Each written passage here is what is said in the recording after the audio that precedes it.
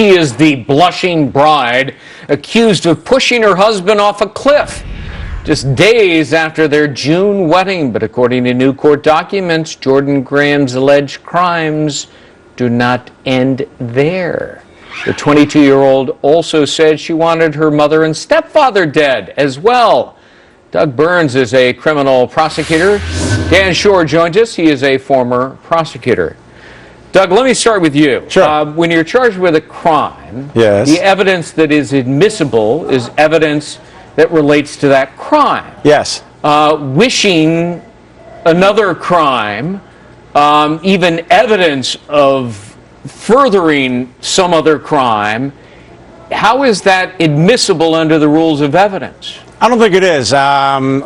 In federal court, which is where this case is, because it happened in a federal park, you have prior bad act evidence. Not necessarily conviction of a crime, as you said, but, you know, some bad conduct. This isn't even conduct, as you pointed out. Apparently, wishes or thoughts are not prosecutable in any event. What the judge will do is determine whether there's any probative value, and there's very little, what the prejudice is, and there's a lot. And lastly, Greg, let me say, prosecutors have to be careful because, A, they risk a potential reversal on appeal if the judge allows it, and then B, they risk a defense lawyer like myself getting up and saying, look, if they could prove that she intentionally did this, they would.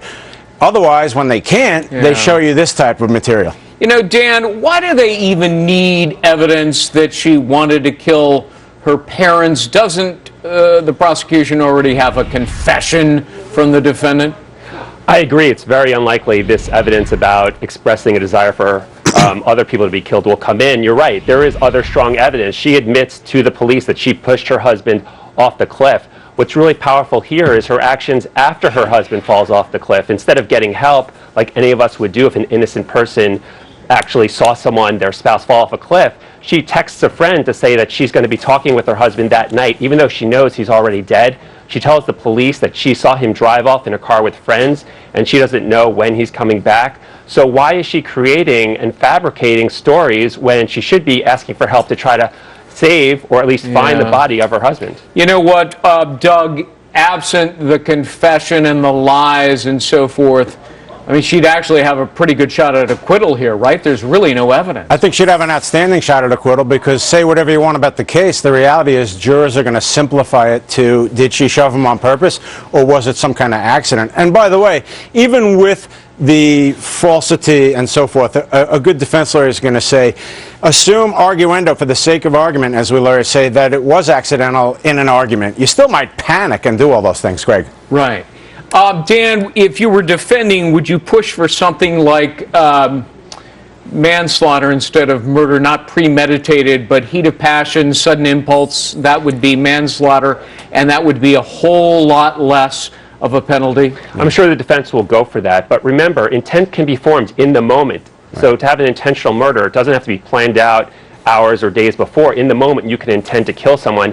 And she's told the police, according to authorities, that she was not in a physical confrontation at the moment when she decided to push him in anger off the cliff. And she immediately tried to cover it up. She doesn't know for sure he's dead. She could try to get help. And she's fabricating stories and not doing anything to try to get his body recovered that day or the days after that. So it's really hard to show that it's less than a murder, although I'm sure the defense will try. All right, guys, I want to ask you about another story, and we've got some videotape on it. This guy walks into an elevator, and he throws down a banana peel, and when the elevator door opens, he slips on the banana peel, and then he sues, right? So, Doug, is this a scam artist who kind of didn't think about the camera up above? Unfortunately for him, Greg, to quote a local sportscaster, let's go to the video. The man's on video throwing the banana peel on the floor. Look, I was in a case where somebody falsely claimed that there was a rodent tail, a rat tail, in their french fries at McDonald's, and it was a pretty serious matter. The guy ended up being imprisoned because of that. So, look, this is a scam, and he got caught on tape. And, Dan, you were a prosecutor. Could this guy be prosecuted for making a false claim? Sure. Yes, he's already being prosecuted for felony fraud charges, and it's important that he's criminally prosecuted because these types of fake claims hurt the DC Metro because he's trying to steal money from them and other people. This is no different than stealing money, and you have to have a strong deterrent, not only for him, but for everyone else out there who's thinking of pulling a scam and abusing the personal injury laws to know that if I do this, I may face real serious charges. Yeah, I mean, Doug, you've been a lawyer for many, many years. 28. How often does this happen?